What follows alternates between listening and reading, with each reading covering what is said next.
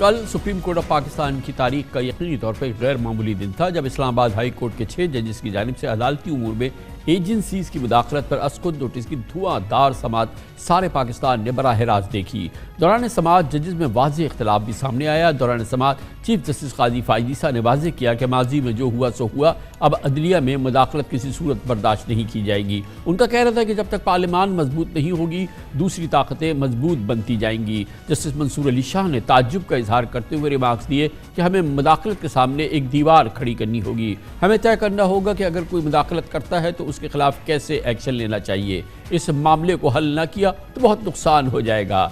6 रुकनी bench के रुकन जनाब जस्टिस अतर मिनल्ला ने कहा कि हमें इस नुक्ते को देखना चाहिए जो हाई कोर्ट के जजेस आ रहे हैं। उनका कहना था कि इंटेलिजेंस इदारे वज़ीर आज़म के मातहत होते हैं और इंटेलिजेंस इदारे जो कुछ करते हैं तो उसके ज़िम्मेदार वज़ीर आज़म पाकिस्तान और उनकी काबीना है।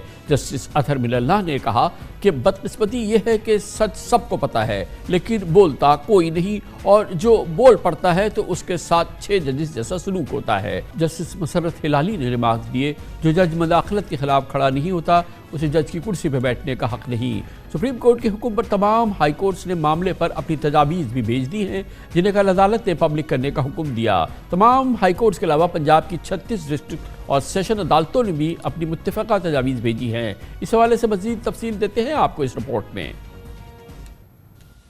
इस्लामाबाद हाई कोर्ट के जजेस के खत से मुतालिक सुप्रीम कोर्ट के खुद नोटिस केस में लाहौर हाई कोर्ट की जानिब से दी गई तजावीज़ में जजेस ने तहफ़्फ़ुज़ात का इजहार करते हुए कहा कि अदलिया के मामलात में मुदाखलत खुला राज है जिसके तदारुक के लिए सुप्रीम कोर्ट के माजी के फैसले सूदमंद साबित नहीं हुए।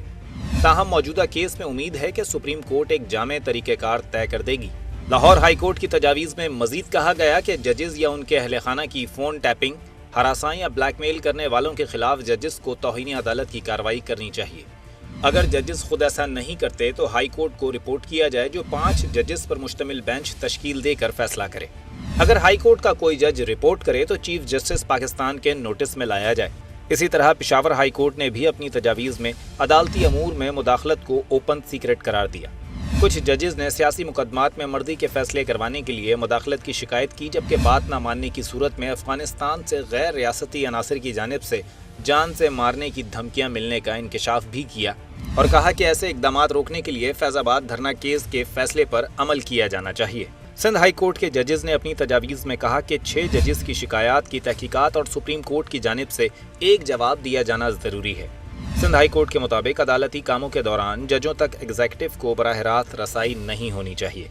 जबकि बलूचिस्तान हाई कोर्ट के जजेस ने अफसोस का इजहार करते हुए कहा कि इस्लामाबाद हाई कोर्ट के जजेस की शिकायत का मामला हाई कोर्ट की सतह पर ही तौहीन अदालत की कार्रवाई के जरिए हल हो जाना चाहिए था। बलूचिस्तान हाई कोर्ट जजेस का कहना है कि गैर कानूनी तौर पर अदालती मुदाखलत का इदारे की जानिब से जवाब दिया जाना चाहिए या नहीं, इसका फैसला सुप्रीम कोर्ट को ही करना है। ताहम अदलिया की आज़ादी को यकीनी बनाने के लिए जजेस को रियासती इदारों की पसंद या नापसंद के रहमो करम पर नहीं छोड़ा जाना चाहिए। इस मौजूद में बात करते हैं और इसके लिए अब हमें ज्वाइन कर रहे हैं पाकिस्तान के सीनियर तरीन कानूनदानों में से एक, साबिक चेयरमैन सेनेट और chairman executive council Pakistan bar council, जनाब सेनेटर फारूक एच नाइक हमारे साथ मौजूद हैं। बहुत बहुत शुक्रिया नाइक साहब, आपने हमें ज्वाइन किया है। ये फरमाइएगा कि इस वक्त जो केस हमारे सामने है, जो कि बज़ाहिर सुप्रीम कोर्ट कहती है कि वो एक कंक्लूसिव इसमें एक जजमेंट देना चाहती है जिससे कि एक फायर वॉल क्रिएट हो, जिससे कि ये इंटरवेंशन जो है ये ख़त्म हो, और वो जो सीरियस इंतहाई सीरियस कंप्लेन जो Peshawar high court, Lahore high court, Islamabad high court की जानिब से सामने आ रही हैं, इस पे जो अब तक की जो सूरत हाल है इसको आप कैसे देख रहे हैं और ये केस किस जानिब आगे बढ़ रहा है? क्या हम एक कंक्लूसिव एक जजमेंट या ऑर्डर आ सकता है सुप्रीम कोर्ट से जिसमें ख़त्म तो शायद ना हो लेकिन बड़ी हद तक ये मामला जो है वो कर्टेल हो जाए, क्योंकि ख़ुद पीपल्स पार्टी जो है वो साल हा साल से इस इंटरवेंशन की बात करती रही है। मैं समझता हूँ कि ये पहली दफ़ा हुआ है in the judicial history of Pakistan के जजेस ने कंप्लेंट की है। वो मैं समझता हूँ ये बड़े बहादुर जजेस हैं। उन्होंने जो अपने साथ उनके साथ क्या कहते हैं इंटरफेरेंस हो रही थी, उनको जो थ्रेट्स दिए जा रहे थे उन्होंने उनको अयां कर दिया है। पहले ज़माने में जो भी होता था वो बिल्कुल छुप छुपा के होता था, कोई हिम्मत नहीं करता था।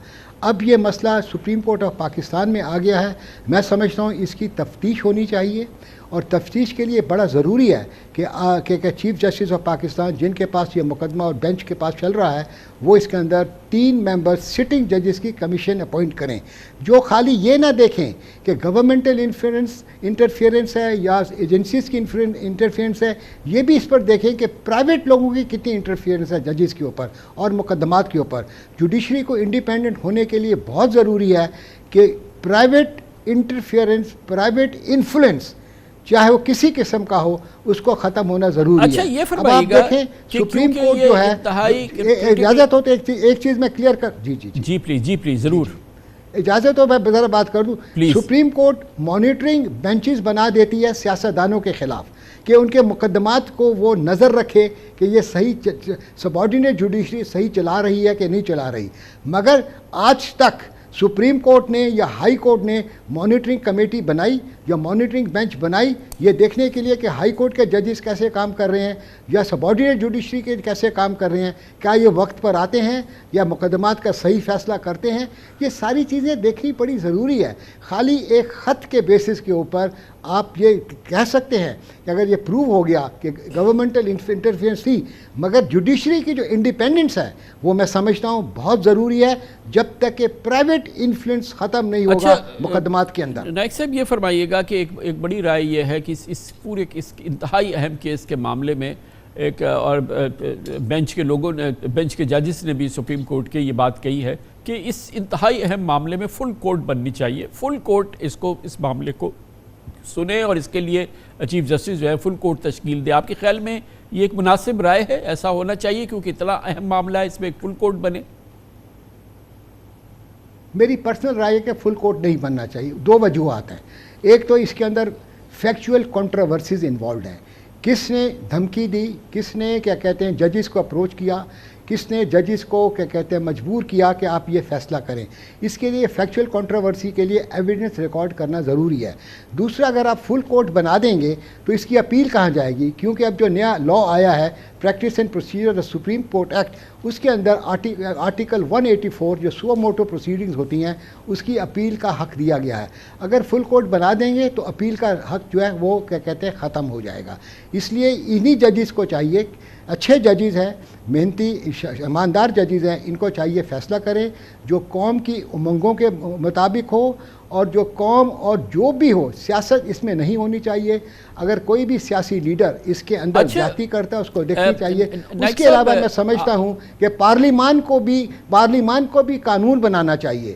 میں سمجھتا ہوں وہ جو چیپٹر ہے آئین کا with regard to the appointment of ججز اس کو بدلنا چاہیے. دوسرا, سبارڈینیٹ ججز کی جو اپوائنٹمنٹ کا طریقہ کار ہے اس کو بدلنا چاہیے, اور لیجسلیشن کر کے ججز کو حفاظت دینی چاہیے تاکہ کل کلاں اگر وہ ایک بہادرانہ فیصلہ کرتے ہیں, قانون کے مطابق فیصلہ کرتے ہیں, ان کو پروٹیکشن ہونی چاہیے. نائک صاحب آپ نے یہ ایڈوائز کیا ہے, سجیسٹ کیا آپ کے رائے میں ایک 3 رکنی جو سٹنگ ججز ہیں سپریم کورٹ کے, ان پر ایک انکوائری کمیشن بننا چاہیے جو کہ اس کو انویسٹیگیٹ کرے.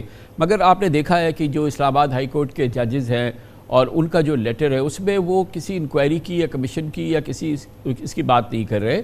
وہ تو یہ کہہ رہے ہیں کہ ہمیں آگے کے لیے گائیڈ لائنز دی جائے. اچھا, جو ان کی کمپلینٹ ہے یہ آپ کے علم میں بھی ہے, سپریم کورٹ پہ بار بار یہ بات سامنے آئی ہے from the bench, from the جو بھی اس میں فریق ہیں. اس کے علاوہ Lahore high court, Peshawar high court, تمام ہائی کورٹس نے آلموسٹ سب نے جو ہے یہ بات کہی ہے کہ انٹرونشن تو ہوتی ہے, مداخلت تو ہوتی ہے, یہ اداروں کی ہوتی ہے, یہ تمام باتیں, اس پہ تو کوئی ڈسپیوٹ ہی نہیں ہے.